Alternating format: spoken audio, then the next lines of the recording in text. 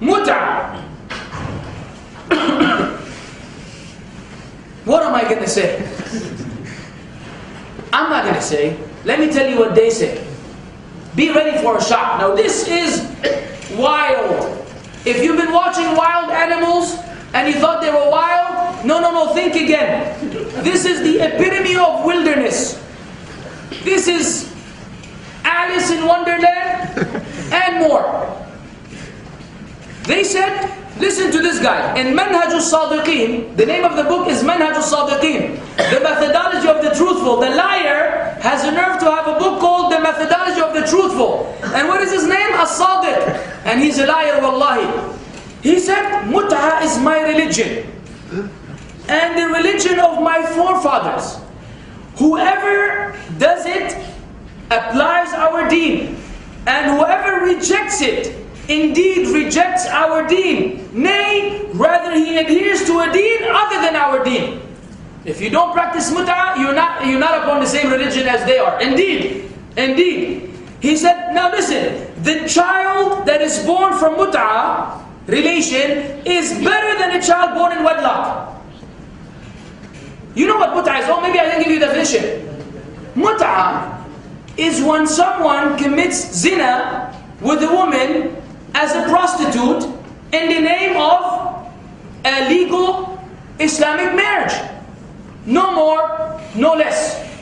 He meets her, however they meet, and he says to her that I would like to marry you for such duration of time. It could be 5 minutes, 10 minutes, 1 hour, 2 days. They can choose the time. Okay, he chooses the time. And with a dowry, and the dowry may be that he slaps her. We don't know what they will do. It doesn't have to be something really fancy. And then she says to him, okay, I've given myself in marriage to you. No witnesses, no father, no imam, and nothing. They meet anywhere, they marry each other, have a'udhu billah sex, she gets pregnant, and then they go in separate ways, and that child is better to them than the one which you do in a halal marriage between a husband and wife. And there's more to it. If you go on YouTube, type Shia Mut'a Imam, and I forgot the last word. It doesn't matter, but it's in Arabic. Wallahi, this guy, when you look at him, you seek refuge with Allah from the shaitan. Just looking at him, A'udhu billah. This guy is delivering a lecture to women. He's a single male delivering a lecture to a group of women, no men involved, about the virtues of mut'ah. What did he say?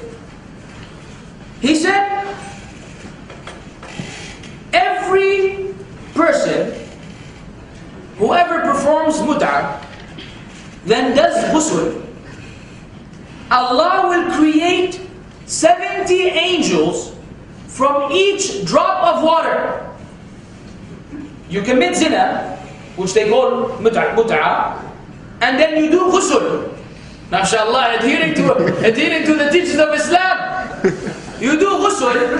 Allah will create 70 angels from each drop of water. I don't know how much water you use in the shower, but let's assume, and then he's telling him, how many drops? 1,000? 1,000? From the 1,000 drops, Allah will create 70 angels from each drop who will do istighfar for you until Yawm al-Qiyamah, and they will curse anyone who doesn't do mut'ah.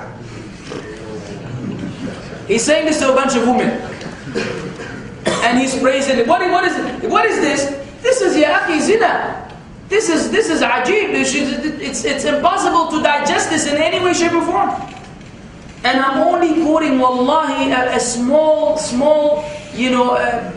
amount of information.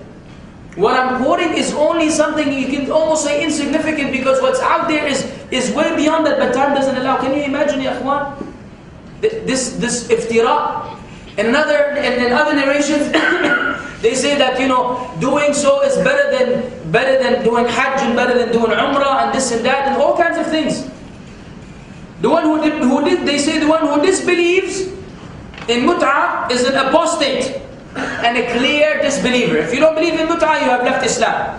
He said this in his book, which I quoted earlier, in Manhaj al-Sadiqeen, volume 2, page 495. If you don't practice muta, you have left Islam. And then, of course, there are videos of these prostitute, homes, which they call the place of, what they call it, Darul Ish. They give it a good name, Darul Iffa. Darul Iffa, the home of chastity.